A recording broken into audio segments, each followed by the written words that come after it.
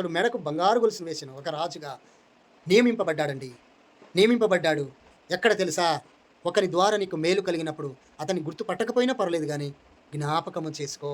అతడు జ్ఞాపకం చేసుకోనలేదు.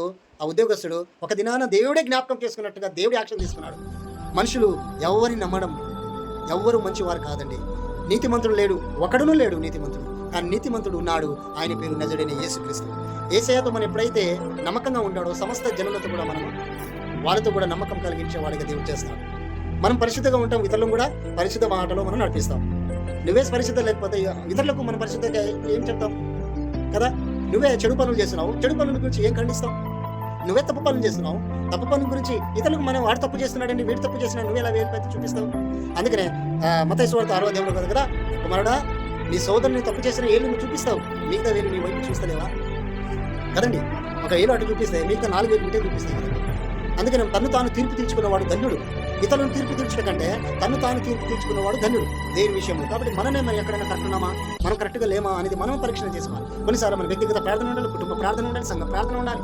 వ్యక్తిగత ప్రార్థన అంటే మనం కడుక్కోవడం, మనం స్నానం చేసుకుంటలేమా, మనము ఫ్రెష్ అప్ అయితేలేమా, ఇవి మన సొంత పనులు కావా? అలాగే మన సొంత ప్రార్థన మనకు అవసరము. ఇతరుల గురించి ప్రార్థించే మరొక అంశము, మన గురించి ప్రార్థించే మరొక అంశము, అందరు దేశం నిమిత్తమై ప్రార్థించే మరొక అంశం. 3 భాగాలుగా మనం ప్రార్థించాలి. ఒకటి మన గురించి, మన కుటుంబం గురించి ప్రార్థించాలి. తర్వాత వ్యక్తిగత ప్రార్థన కావాలి, కుటుంబ ప్రార్థన కావాలి, సంఘ ప్రార్థన కావాలి. సంఘ దేని నిమిత్తమైతే మొరపెడతామో వాటి నిమిత్తమై ప్రార్థించాలి. ఈ 3 ప్రార్థనలో ప్రతి ఒక్కరిలో ఉండాలండి. కనుక పిల్లారా, ఈ విషయము ఎందుకు చెప్పాలంటే, యోషుకు ఒక మేలు చేశాడు. ఆ మేలు చేయడం ద్వారా జరిగిన సంఘటన మీకు తెలియజేశాను. కనుక పిల్లారా, మీరు ఒకసారి ఆలోచన చేయండి. దేవుని ఘనపరిచేవారు యోషుకు కూడా ఆ రకంగా నమ్మకంగా యథార్థంగా ఉన్నాడు. అందుకు యోషుకు ఆ ఫరో ఎదుట వచ్చినప్పుడు 30 సంవత్సరం గలవాడు, అంటే దాదాపు 30 సంవత్సరాలు అవుతుంది, అంటే తన ఏజీ 30 సంవత్సరం గలవాడు. అప్పుడు ఆ రథం మీద ఎక్కి రాజుతో తిరగడం, అందరు జేజేలు కొట్టడం, అందరు కలిసి అతని ఎంతో పొగడము, ఇదంతా ఘనత దేవుడు తెచ్చిపెట్టినదే. ఈరోజు నువ్వు అవమానించబడుతున్నావు, నీవు రేపు ఘనత ఉంచుకుంటావు. ఈరోజు దేవుని నిమిత్తమైన నువ్వు అవమానం పొందు, నష్టాలు పొందు, సమస్తం విడిచిపెట్టు, కానీ దేవుడు దాన్ని రెండంతరం చేయడానికి సిద్ధపడుతున్నాడు. దేవుడు ఇస్తాడండి. దేవుడు మర్చిపోడు, మనుషులు మర్చిపోయిన దేవుడు మర్చిపోడు. నువ్వు 1 రూపాయి ఇచ్చినా లేక ఒక పని చేసినా దాన్ని రెండంతలుగా తిరిగి ఎప్పుడు ఇద్దావా అని చూస్తాడు దేవుడు. ఇదిగో ఈ బీదవానికి ఇస్తే అది నాకు ఇచ్చినట్టే, ఇదిగో ఇది నా పని నిమిత్తం మీకు సమర్పించినట్టయితే అది నాకు ఇచ్చినట్టే అని దేవుడు నాకు వాగ్దానం చేశాడు.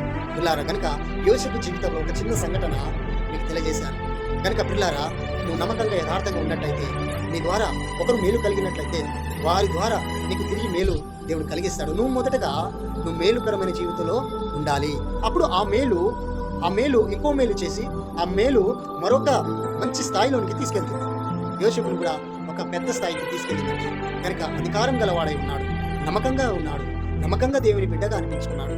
యోసేపు జీవితంలో మరలా ఎక్కడనూ తప్పు పని చేసినట్టుగా ఎక్కడనూ లేదు. దేవునికి తన జీవితం అంతయు సమర్పించుకునే ఉన్నాడు, జీవితం అంతయు దేవునికి భయపడుతూనే ఉన్నాడు. కాబట్టి మనం కూడా ఈరోజు సంతోషం ఇస్తే రేపు సంతోషం ఉండదు, రేపు బాగుండంటే అలా అదే స్థితికి వస్తాం. అంటే మనం ఎప్పుడు ప్రతిరోజు మార్చిన కొలది, కాలం మార్చిన కొలది మన హృదయాలు మారకూడదండి. మనము ఒక కరెక్ట్గా ఏదైతే ఒప్పుకోలు అనుకో బాప్తిసం తీసుకున్నామో, ఏదైతే నడుస్తామని దేవుని వాక్యం విని ఆయన రక్తంలో కడగబడి కదా మరలా పాపం చేయను, దేవునితో నడుస్తానని వాగ్దానం పుచ్చుకొని ఆయన మాటలు విని నువ్వు ఆయనతో నడవాలని నిర్మించుకున్నావు నీ పాదాలను, అలాగే దేవునితో ఉన్నాడు. ఎందుకండి నువ్వు నమ్ముకున్న దేవుడు నిజమైన దేవుడు, సర్వశక్తి గల దేవుడు. కనుక ఆ యొక్క నీ జీవిత కాలమంతా ఆయనతో గడుపు కదా. హానోకు ఏం చేశాడని దేవునితో నడిచాడు, దేవుడు అతన్ని తీసుకొని పోయాడు.